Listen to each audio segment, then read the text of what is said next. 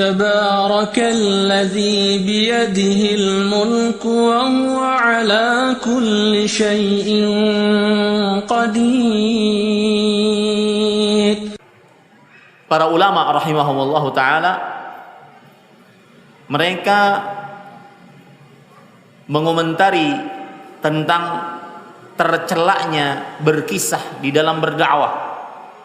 Apabila kisah tersebut, lihat ya, apabila kisah tersebut tidak diambil berdasarkan dalil dari Al-Quran atau hadis Rasulullah SAW, dan cuma sekedar menyampaikan kisah sehingga orang tertarik, tidak diambil manfaatnya.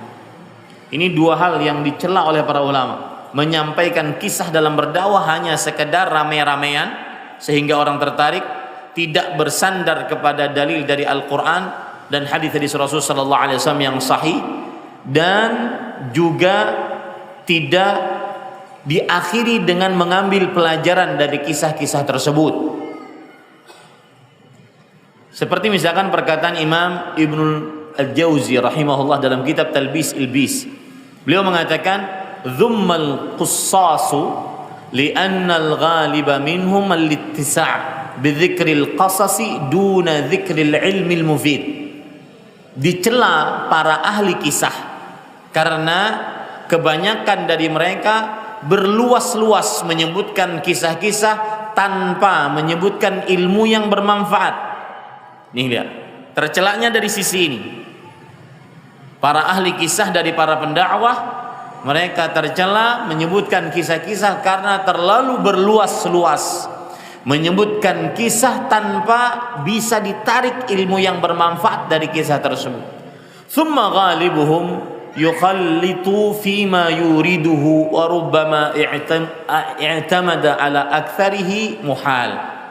Kemudian kebanyakan mereka mencampurkan kisah-kisah yang sahih dengan yang dongeng, konon cerita.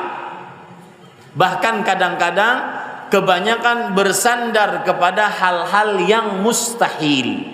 Nah, dari sini makanya saya katakan tadi, tercelaknya para ahli kisah di dalam berdakwah, dan itu banyak di negeri kita. Ahli kisah dalam berdakwah adalah karena tidak bersandar kepada dalil dari Al-Quran dan hadis Rasul sallallahu alaihi wasallam, dan tidak bisa ditarik ilmu atau tidak menyebutkan ilmu yang bermanfaat dari kisah tersebut.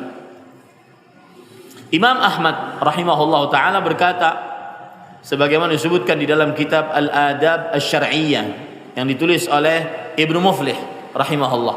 Beliau berkata, Al-Imam Ahmad, "Al-qassasu alladhi yudzakkirul jannata wal nara wat takhwifa wa lahu niyyah wa sidqul hadits fa amma haula'i alladhina ahdatsu min wad'il akhbar wal ahadits fala ara." Para ahli kisah boleh saat dia berdakwah menasihati manusia, menceritakan tentang surga, neraka, menakut-nakuti tentang siksa Allah, dan mereka mempunyai niat yang baik dan jujur perkataannya, maka ini boleh. Adapun orang-orang yang menceritakan kisah-kisah tersebut dimasuki dengan kabar-kabar yang dusta dan hadis-hadis yang dusta, maka aku tidak memperbolehkannya.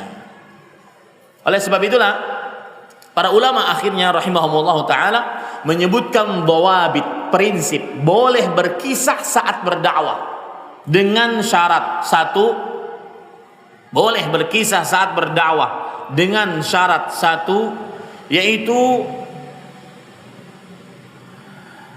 kisah tersebut harus kisah yang benar. Kisah tersebut harus kisah yang benar. Karena Allah Subhanahu wa taala berfirman, "Inna hadza lahuwal qasasul haq." Sesungguhnya ini adalah kisah yang benar. Ini menunjukkan bahwasanya boleh berkisah asalkan kisahnya benar. Ayat yang saya sebutkan tadi surat Ali Imran ayat 62. Syarat yang kedua yaitu hendaknya kisah tersebut diambil manfaat dari kisah tersebut. Kisah-kisah tersebut bisa diambil ilmu yang bermanfaat, ilmu yang berfaedah. Karena Allah Subhanahu wa taala tadi berfirman di dalam Al-Qur'an, laqad kana fi qasasihim ibratun liulil albab. Surat Yusuf ayat 111. Sungguh telah nampak di dalam kisah-kisah mereka pelajaran.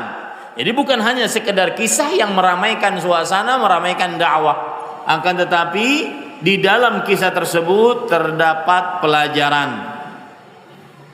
Nah, ini poin yang berkaitan dengan kisah, para ikhwah yang dirahmati oleh Allah Subhanahu wa taala.